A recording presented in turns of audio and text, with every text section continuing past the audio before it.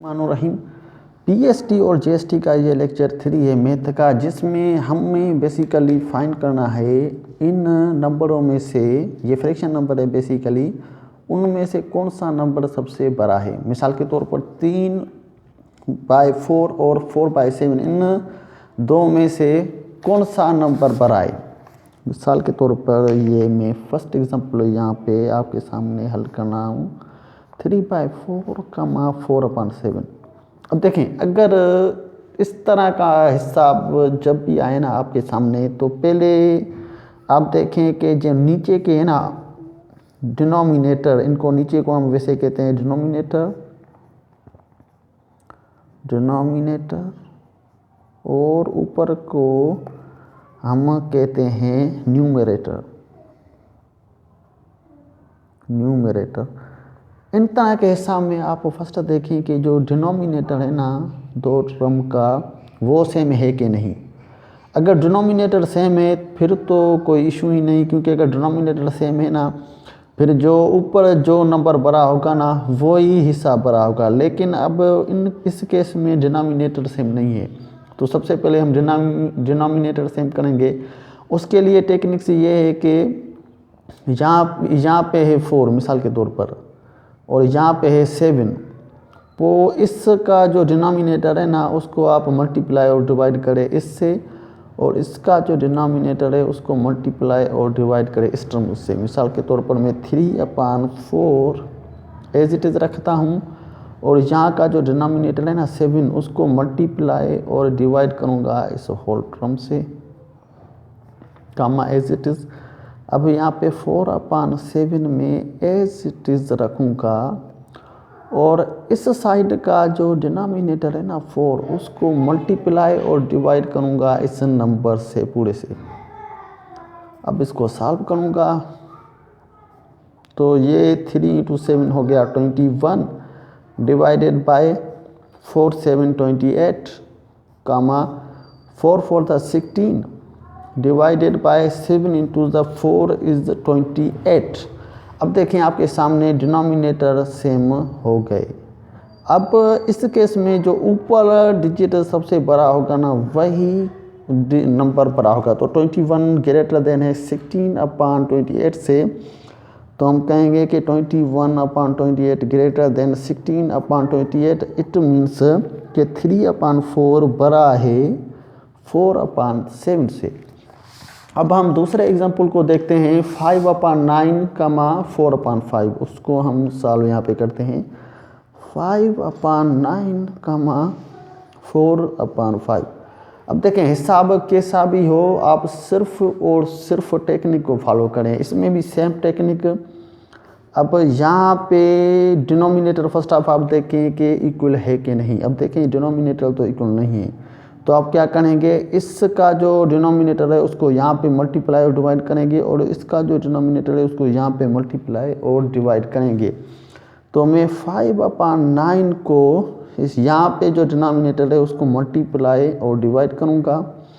Same वैसे 4/5 मैंने as it is रख लिया। यहाँ पे जो डिनोमिनेटर है ना उसको इस टर्म से मल्टीप्लाई और डिवाइड करूँगा। अब क्या होगा, अब आप सिंप्लीफाई करें। 5 5 is 25, 5 9 is 45, 4 9 is 36, और 5 9 is 45।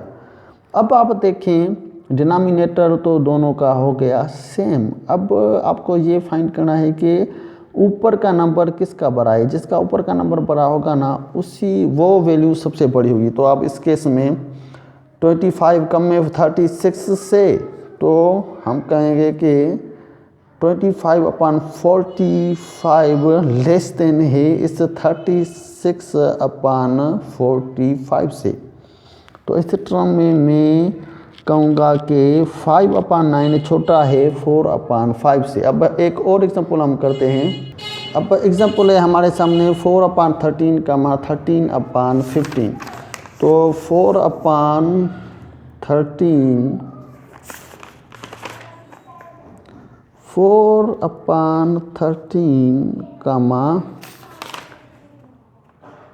13/15, ओके। सेम टेक्निक आपको फॉलो करनी है। सिंपली 13 को आप मल्टीप्लाई और डिवाइड करेंगे इस वाली जो टर्म है ना उसको, और 15 को मल्टीप्लाई और डिवाइड करेंगे इस वाले टर्म से। वो इसलिए क्योंकि इन दोनों का डिनोमिनेटर यानी नीचे का जो टर्म है ना वो इक्वल नहीं है। तो 4/13 उसको मैं मल्टीप्लाई और डिवाइड करूँगा यहाँ पे जो 15 है ना उससे। अब इसको मैंने मल्टीप्लाई और डिवाइड कर लिया। अपॉन 13/15 उसको मैं मल्टीप्लाई और डिवाइड करूँगा यहाँ पे जो टर्म है उसको। तो यहाँ पे है मेरे पास 13/13। तो अब सिंपली हम इसको सॉल्व करेंगे। तो ये हो गया बेसिकली 60 और 13 × 15 अगर आप सॉल्व करें तो 65, 5 यहाँ पे 6 यहाँ पे, और ये हो गया तकरीबन 195। तो कामा ये 13 × 13 होंगे 169 अपन ये हो गए सेम 195। तो अब आप डिसाइड करेंगे इन दोनों में से नीचे का टर्म तो सेम में, ऊपर का टर्म किसका बड़ा है। तो ऊपर का टर्म इसका बड़ा है 169, क्योंकि 169 60 से ऊपर है ना। तो ये हम कहेंगे कि 60/195 लेस देन होगा 169/195 से। तो 4/13 लेस देन है 13/15 से।